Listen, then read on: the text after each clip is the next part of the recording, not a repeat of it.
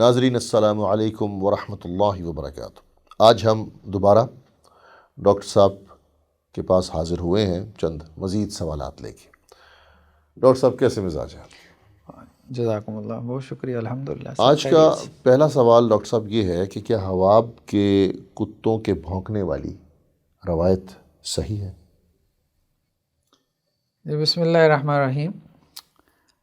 ہم مرزا صاحب کا جو کتابچہ ہے واقعہ کربلا کا حقیقی پس منظر 72 صحیح الاسناد احادیث کی روشنی میں، تو اس کا ہم جائزہ لے رہے ہیں ایک ترتیب کے ساتھ۔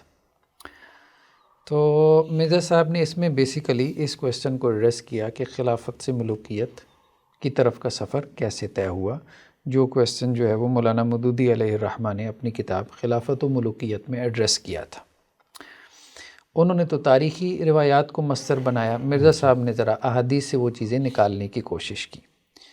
اب اس میں تکلف کے ساتھ ایسی چیزیں لے کے آئے کہ جس سے خاص طور پہ حضرت عثمان رضی اللہ عنہ اور وہ صحابہ کرام کے جن کی حضرت علی رضی اللہ عنہ سے اختلافات ہوئے تھے، ان کے بارے میں کچھ آپ کہہ لیں تان کا دروازہ کھل سکے، یا وہ کھول سکے، یا کم از کم یہ ہے کہ لوگوں کے ذہنوں میں کوئی شکوک و شبہات پیدا کر سکیں۔ تو وہ روایات میں ایسی کوئی بات ہوتی ہے یا نہیں ہوتی، لیکن بہرحال وہ بریکٹس کے اندر یا فٹ نوٹ لگا کے یا ترجموں میں اضافے کر کے وہ چیزیں وہ ڈال دیتے ہیں، یا پھر یہ کہ ضعیف روایتیں لا کے اور نیچے جو ہے نا وہ کسی محقق نے اگر اس کو صحیح کہا ہے تو وہ بیان کر کے لوگوں کا ذہن بنانے کی کوشش کرتے ہیں۔ اب آپ دیکھیں یہ جو روایت وہ لے کے آئے ہیں، یہ ہمارے سامنے مرزا صاحب کا کتابچہ ہے، پیج نمبر 4 اور 5 پہ انہوں نے یہ روایت بیان کی ہے، اور اس کو 12 نمبر دیا۔ مسند احمد کی روایت ہے کہ سیدنا قیس تابعی ہیں، ٹھیک ہے، یہ ثقہ راوی ہیں، نو ڈاؤٹ یہ ثقہ راوی ہیں۔ ان کا بیان ہے کہ جب ام المومنین سیدہ عائشہ رضی اللہ عنہا اپنے لشکر کے ہمراہ بنو عامر کے گھاٹ پر پہنچیں تو وہاں کتے بھونکنے لگے، تو آپ رضی اللہ عنہ نے دریافت کیا کہ یہ کون سا چشمہ ہے؟ جواب ملا کہ یہ چشمہ حواب ہے۔ یہ سن کر آپ رضی اللہ عنہ نے فرمایا کہ پھر تو میں ضرور واپس ہی جاؤں گی۔ اس فیصلہ پر سیدنا زبیر نے مشورہ دیا کہ نہیں، بلکہ ہمیں آگے بڑھنا چاہیے تاکہ آپ رضی اللہ عنہ کو دے کر مسلمانوں میں اتحاد کی کوئی راہ نکل سکے۔ وہ کہہ رہے ہیں اتحاد کے لیے ہمیں آگے بڑھنا چاہیے، لڑائی کے لیے نہیں۔ حضرت زبیر جو تھے وہ ام المومنین حضرت عائشہ رضی اللہ عنہ کو یہ کہہ رہی ہیں، ٹھیک ہے، اور وہ فتنہ اور انتشار ختم ہو جائے جو شہادت سیدنا عثمان کے بعد سے جنم لے چکا تھا۔ یہ انہوں نے بریکٹ میں لکھا ہے۔ ام المومنین سیدہ عائشہ رضی اللہ عنہا نے فرمایا کہ ایک دن مجھ سے رسول اللہ صلی اللہ علیہ وسلم نے یہ غیبی خبر دیتے ہوئے بڑے افسوس کی حالت میں ارشاد فرمایا تھا۔ یہ بھی بریکٹ میں لکھا ہے، غیبی خبر دیتے ہوئے افسوس کی حالت، خود ایڈ کی ہے کہ رسول اللہ صلی اللہ علیہ وسلم افسوس کی حالت میں تھے اور ایک غیبی خبر دے رہے تھے، مطلب ایک ماحول بنانے کے لیے نا، ماحول بنانے کے لیے۔ ہاں، تو ام المومنین سیدہ عائشہ رضی اللہ عنہ نے فرمایا کہ ایک دن مجھ سے رسول اللہ صلی اللہ علیہ وسلم نے ارشاد فرمایا تھا کہ تم میں سے کسی ایک کی حالت اس وقت کیسی ہوگی جب کہ اس پہ مقام حواب کے کتے بھونکیں گے۔ اچھا، ٹھیک ہے، تو اب اس سے گویا کہ وہ یہ ثابت کر رہے ہیں کہ حضرت عائشہ رضی اللہ عنہ پہ جب مقام حواب کے کتے بھونکے ہیں تو رسول اللہ صلی اللہ علیہ وسلم نے پہلے ہی کہہ دیا تھا کہ تمہاری کیا حالت ہوگی جب تم پہ مقام حواب کے کتے بھونکیں گے۔ تو ام المومنین نے وہاں سے واپسی کا جو ہے وہ فیصلہ کر لیا، ٹھیک۔ حالانکہ اسی روایت کے اندر پہلی بات یہ ہے کہ کیا بات موجود ہے، خود ترجمہ کر رہے ہیں کہ حضرت زبیر رضی اللہ عنہ نے کہا کہ آگے بڑھیں، ٹھیک ہے، کس لیے آگے بڑھیں؟ کہ مسلمانوں میں اتحاد کی کوئی راہ نکل سکے۔ تو مسلمانوں میں اتحاد کی راہ نکالنا اور اس کے لیے آگے بڑھنا یہ مذموم امر ہے یا محمود ہے؟ پہلی بات محمود ہے، سب کے نزدیک محمود ہے۔ جب سب کے نزدیک یہ محمود ہے تو اس پہ ایسی بے چینی والی بات، اعتراض کیوں؟ ہاں، اس پہ اعتراض کیوں؟ اچھا ڈاکٹر صاحب، معذرت کے ساتھ، اس سے پہلے کہ آپ آگے بڑھیں، ہم اپنے ناظرین کے سامنے چھوٹی سی سمرائز کرنا چاہیں گے۔ یہ جو حدیث ہے، یہ حدیث کون سی کتاب میں ہے؟ مسند احمد میں ہے۔ اور اس کی سند کچھ نے صحیح کہا ہے، کچھ نے ضعیف کہا ہے۔ ہاں، اب ہم اس کی سند کی طرف لیکن میں اس حدیث کو ہی سمرائز کرنا چاہوں گا۔ آپ نے پہلے سید ابو علا مودودی رحمۃ اللہ علیہ کا ذکر کیا کہ انہوں نے بنیاد بنائی ہسٹری کی کتاب میں، اور یہ مرزا صاحب بنیاد بنا رہے ہیں احادیث۔ تو ہسٹری کی کتابوں سے بھی تو وہ احادیث ہی نکالنے کی کوشش کرتے ہیں نا مودودی صاحب۔ نہیں، ہسٹری کی کتابوں میں تو اس طرح سے احادیث نہیں ہے، وہاں تو تاریخی اقوال ہیں۔ لیکن ان کی سند تو ہوتی ہے نا. ہاں سند ہوتی ہے لیکن رتب و یابس ہوتا ہے. اچھا مطلب ان کی سورس ڈفرینٹ ہے. ایک بات تو یہ ہوگی کہ مودودی صاحب ہسٹری سے لیتے ہیں, وہ حدیث سے انہوں نے لیا. دوسرا آپ کا جو ابھی تک آپ نے بیان کیا کہ وہ تشکیک پیدا کرتے ہیں, شکوک و شبہات پیدا کرتے ہیں مرزا صاحب, کیونکہ وہ اس انداز میں بریکٹس لگا کے لکھتے ہیں کہ ایسے لگتا ہے کہ ان کی انٹینشن ان کی جو ہے نا واضح ہو پورا جاتی ایک سین بناتے ہیں نا, جیسے ڈرامے میں پیچھے بیک گراؤنڈ میوزک چلا کے ایک سین بنایا جاتا ہے. دوسری بات آپ نے یہ کہی کہ بعض اوقات وہ یا پھر ایسی حدیث لے لیتے ہیں جس پہ محدثین کا اختلاف ہے. کسی نے صحیح کہہ دیا تو وہ جان پوچھ کے, تحقیق کی بنیاد پر نہیں, جان پوچھ کے اسی محدث کو لیں گے جو ان کے نظریے کے مطابق صحیح کہہ رہا ہے یا ضعیف کہہ رہا ہے. یہ صحیح انداز نہیں ہے حدیث کو لینے کا. اس کے بعد آپ نے یہ کہا کہ حضرت زبیر رضی اللہ تعالی عنہ نے اتحاد کی بات کی ہے تاکہ مسلمانوں میں اتحاد پیدا ہو, تو وہ کسی شر کے لیے ان کی نیت نہیں تھی. یہ بھی پھر واضح ہوتا ہے. یعنی حضرت عائشہ رضی اللہ عنہ نکلی کس لیے ہیں جی, وہ خود ان پہ بھی واضح ہے جی, اور جو ان کے ساتھی ہیں ان پہ بھی واضح ہے کہ بھائی ہم اتحاد کے لیے نکلے, جنگ کرنے تو نکلی نہیں ہے. حضرت عائشہ کمانڈ کر رہی تھی, اگر ان سے جو جونیئر ہیں جو ان کے تابع ہیں وہ اتحاد کی بات کر رہے ہیں تو کمانڈر بھی ظاہر ہے اتحاد کی بات کر رہے ہیں. کمانڈر وہی بات کر, جو کمانڈر بات کرتا ہے, جو کمانڈر کا نظریہ ہوتا ہے وہی اس کے نیچے والوں کا نظریہ ہوتا ہے. تو اب ان کے نکلنے کی وجہ یہ نہیں تھی کہ ہم ان مسلمانوں کو جا کے قتل کریں جیسے مخالفین الزام لگاتے ہیں. ان کے نکلنے کی وجہ یہی تھی کہ کسی طریقے سے اتحاد ہو جائے. اب آگے چلیں. تو بہرحال وہ جنگ جمل کی بارے میں جو ہمارا تفصیلی ایپیسوڈ ہے اس میں ہم نے تفصیل سے بیان کیا ہے کہ جنگ کرنے کے ارادے سے یہ لوگ نہیں نکلے تھے اور جنگ اتفاقاً ہو گئی. اور کیسے ہو گئی اس میں ہم نے تفصیل سے بات کی ہے کہ وہ شرارتی لوگ تھے حضرت علی رضی اللہ عنہ کی جو کیمپ میں تھے, جنہوں نے حضرت عثمان رضی اللہ عنہ کو شہید کیا تھا. یہ مالک بن حارث اشتر نخی اور اس کے جو ساتھی تھے, تو انہوں نے حضرت جو ہے وہ طلحہ اور زبیر اور ام المومنین رضی اللہ عنہم کے لشکر پہ رات کے اندھیرے میں حملہ کر دیا تھا, جس کی وجہ سے وہ جنگ اتفاقاً چھڑ گئی. اور میری گزارش ہے آپ ناظرین کو یہ بھی بتا دیں, انہوں نے یہ اس وجہ سے کیا تھا کہ اگر ان میں صلح ہو گئی تو پھر ان کی خیر نہیں, ان کی خیر نہیں ہے. ہاں یہ بات بھی ہماری وہاں پہ آ گئی ہے ان ایپیسوڈ کے اندر. اچھا اب ہم آتے ہیں اس روایت کی سند کی طرف. تو جہاں اس کی سند کی بات ہے تو یہاں پہ ہم دیکھتے ہیں کہ یہ مسند احمد ہم نے نکالی ہے. تو امام احمد کہتے ہیں حدثنا یحییٰ ان اسماعیل حدثنا قیس. ٹھیک ہے, تو یہ قیس ہیں جو تابعی ہے جو یہ روایت بیان کر رہا ہے. قیس جو تابعی ہے اس کے بارے میں عام طور پہ رائے صحیح یہی ہے کہ یہ ثقہ راوی ہے, لیکن ایک بہت بڑے امام ہیں جرح و تعدیل کے جن کا نام ہے یحییٰ بن سعید القطان. اچھا آپ ان کی بزرگی کا اس بات سے اندازہ لگائیں کہ امام بخاری کے استاد ہیں علی بن مدینی, اور علی بن مدینی کے استاد ہیں یحییٰ بن سعید القطان. اچھا, یعنی امام بخاری کے دادا استاد ہیں. دادا استاد. ٹھیک ہے, تو یہ ائمہ جرح و تعدیل میں سے ہیں, بہت بڑے امام ہیں. ان کا کہنا یہ ہے کہ یہ جو قیس ہے نا اس کی کچھ روایات جو ہیں وہ منکر ہیں. اچھا, ٹھیک ہے, لیکن فقہ کی روایات کیسے ہو جاتی ہیں, وہ ہم آگے آ رہے ہیں. اس کے منکر ہونے کی وجہ پہ ہم آگے چل کے گفتگو کرتے ہیں. اس پہ علی بن مدینی علیہ الرحمہ نے بھی گفتگو کی ہے. تو علی بن مدینی اب یہ کہتے ہیں, اور یہ علی بن مدینی وہ ہیں کہ امام بخاری کہتے ہیں کہ جس کے سامنے بھی میں بیٹھا تو مجھ پہ اس کے علم کا روب نہیں پڑا. اچھا, مطلب میں کسی کے علم حدیث سے مروب نہیں ہوا. امام بخاری علیہ الرحمہ یہ کہتے ہیں جس کے پاس بھی میں گیا, مطلب بڑے بڑے اساتذہ سے میں نے علم حاصل کیا سوائے علی بن مدینی کے. اچھا, جب میں ان کے سامنے بیٹھتا تھا تو ان سے میں روب میں آ جاتا تھا. ماشاءاللہ. ٹھیک, تو اچھا یہ وہ علی بن مدینی ہیں. یہ کہتے ہیں کہ قال علی یحییٰ, مجھ سے میرے استاد یحییٰ بن سعید نے کہا قیس بن ابی حازم جو ہے وہ منکر الحدیث ہے. ٹھیک ہے, پھر انہوں نے کہا کہ اس کی کچھ احادیث جو ہیں وہ منکر ہیں. ان میں سے کون سی ہیں؟ حدیث و کلاب بالحواب. اچھا, منکر بھی بتا دیجیے ناظرین کو آسان الفاظ میں. جی, منکر جو ہے نا آپ یوں کہہ لیں کہ ضعیف روایت کی ایک قسم ہے. اچھا, اصول حدیث میں ہم پڑھتے ہیں جو ضعیف یا ویک رپورٹ جسے کہتے ہیں, اس کی مختلف قسمیں کیٹیگریز ہیں. ان میں سے ایک منکر ہے نکارت سے. نکارت کہتے ہیں اجنبی پن کو.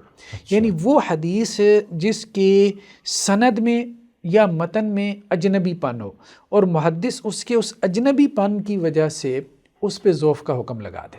ٹھیک ہے. اچھا, اب اس میں اجنبی پن کیا ہے؟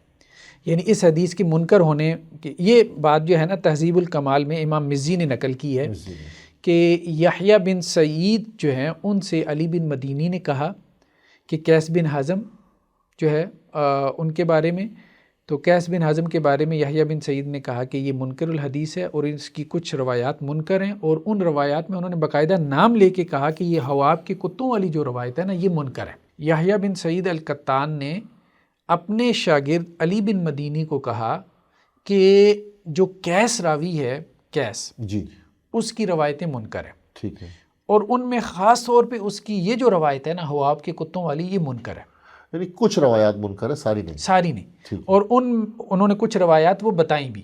علی بن مدینی کہتے ہیں ہاں مجھے انہوں نے کچھ روایات بتائیں اور ان روایات میں انہوں نے اس روایت کا خاص طور پہ تذکرہ کیا حواب کے کتوں والی روایت کا۔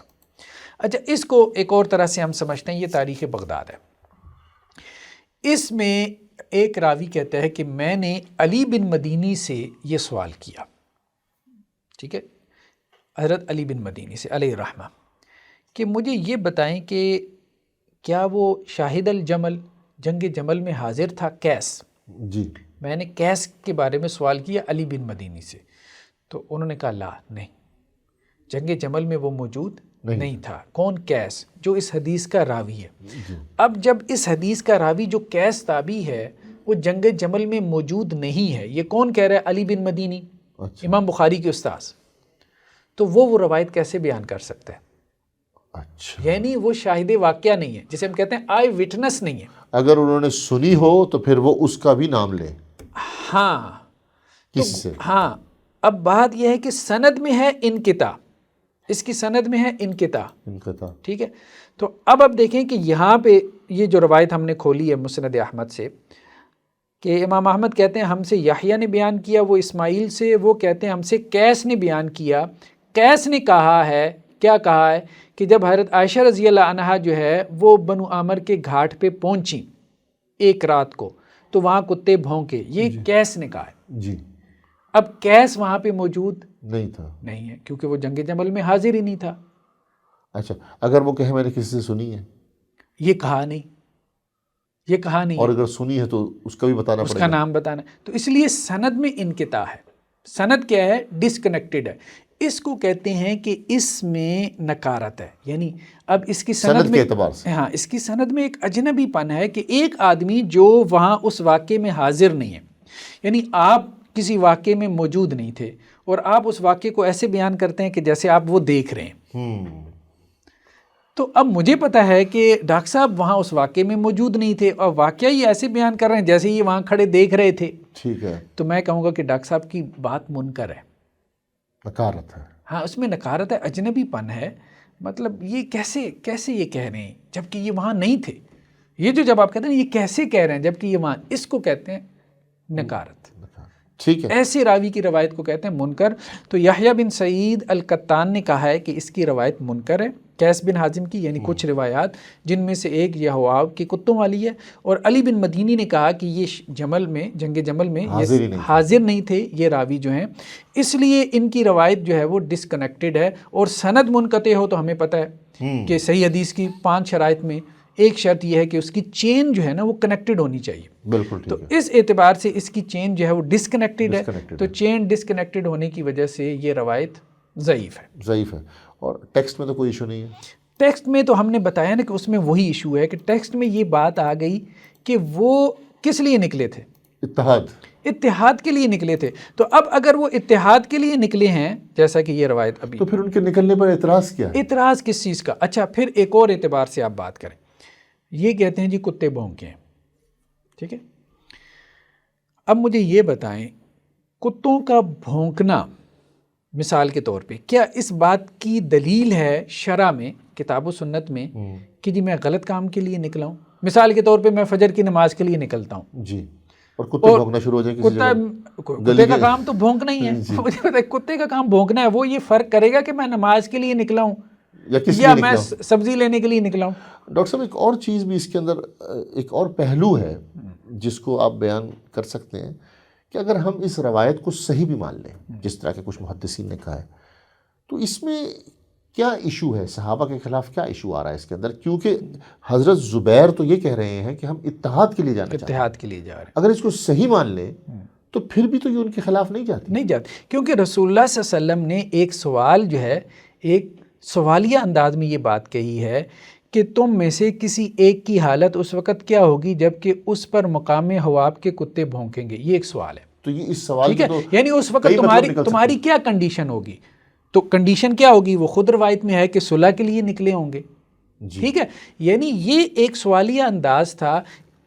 درمیان میں تو انہوں نے بریکٹوں میں یہ اضافہ کیا ہے نا کہ رسول اللہ صلی اللہ علیہ وسلم نے بڑے افسوس کی حالت میں غیبی خبر دیتے ہوئے یہ کہا. وہ تو انہوں نے وہ پیچھے سے بیک گراؤنڈ میوزک چلایا. اگر وہ بیک گراؤنڈ میوزک بھی چلاتے ہیں لیکن اگلا جو میوزک آ رہا ہے یہ اگلی جو بات آ رہی ہے، سوری فار دیٹ، میوزک کا لفظ نہیں بولنا چاہیے، کہ اتحاد کے لیے نکلے تھے.